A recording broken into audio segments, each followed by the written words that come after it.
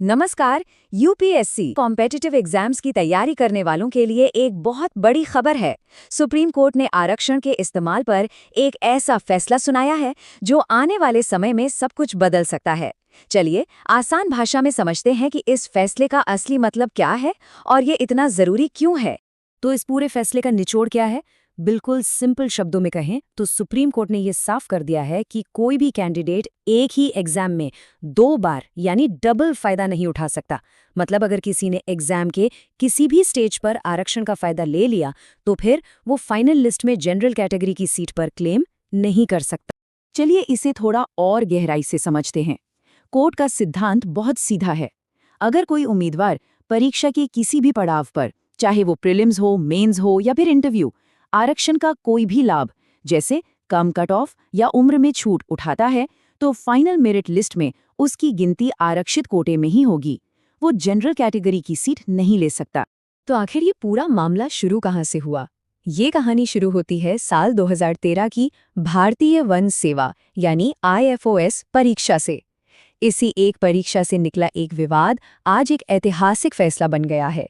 यहीं से सारा खेल शुरू होता है। स्क्रीन पर देखिए 2013 का IFOS prelims exam. SC category का कट ऑफ था 233 जबकि जनरल कैटेगरी का 267।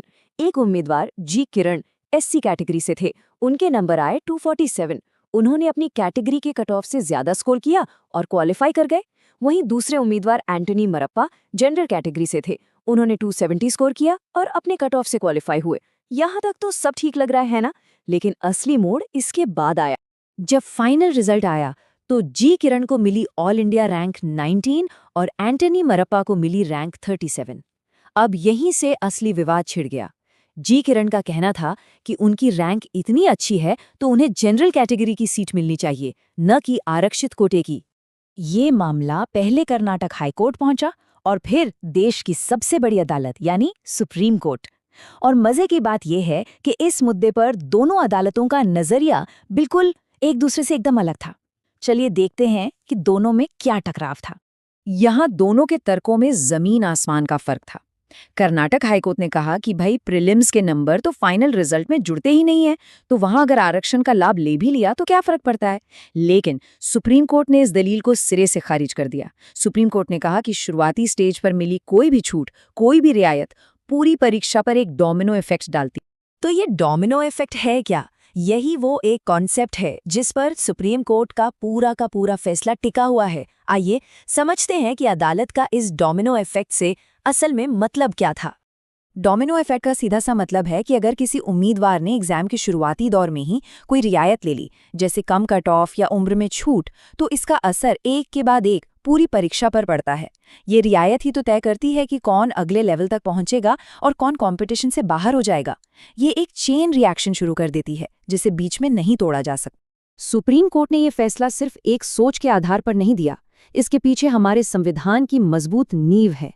कोर्ट ने आर्टिकल 14 जो कानून के सामने बराबरी की बात करता है और आर्टिकल 16 जो सरकारी नौकरियों में सबको बराबर मौके देने की गारंटी देता है का जिक्र किया। साथ ही उन्होंने आरक्षण की व्यवस्था करने वाले आर्टिकल 16(4) को भी इस तरह से देखा कि बराबरी का जो मूल सिद्धांत है वो बना रहे। तो इस फैसले के जरिए सुप्रीम कोर्ट ने सिर्फ एक नियम नहीं समझाया, बल्कि आरक्षण के पीछे जो सोच है, जो उसका असली मकसद है, उसे भी साफ किया है। ये सिर्फ एक केस के बारे में नहीं है, बल्कि एक बहुत बड़े सिद्धांत के बारे में है। और ये लाइन इस पूरे फैसले की आत्मा है। सुप्रीम कोर्ट ने कहा, आरक्षण समानता को खत्म करने के लिए नहीं, बल्कि समानता को प्राप्त करने का एक साधन है। मतलब रिजर्वेशंस का मकसद बराबरी लाना है, किसी को दूसरों से ज्यादा फायदा पहुंचाना नहीं है। इसका काम है सबको एक स्टार्टिंग लाइन पर लाना, न कि किसी को रेस में दोहरा फायदा देना। तो अब सबसे बड़ा सवाल ये है कि इस फैसले का असर सिर्फ यूपीएससी या इसी एक केस तक नहीं रहेगा। इसका प्रभाव देश की हर एक प्रतियोगी परीक्षा पर पड़ेगा। तो सवाल ये उठता है कि ये फैसला भारत में आरक्षण और मेरिट की बहस को आने वाले समय में किस दिशा में ले जाएगा। इसका जवाब तो खैर वक्त ही देगा, लेकिन एक बात तो तय है, इसने एक नई और बहुत जरूरी बहस को जन्म दे दिया है।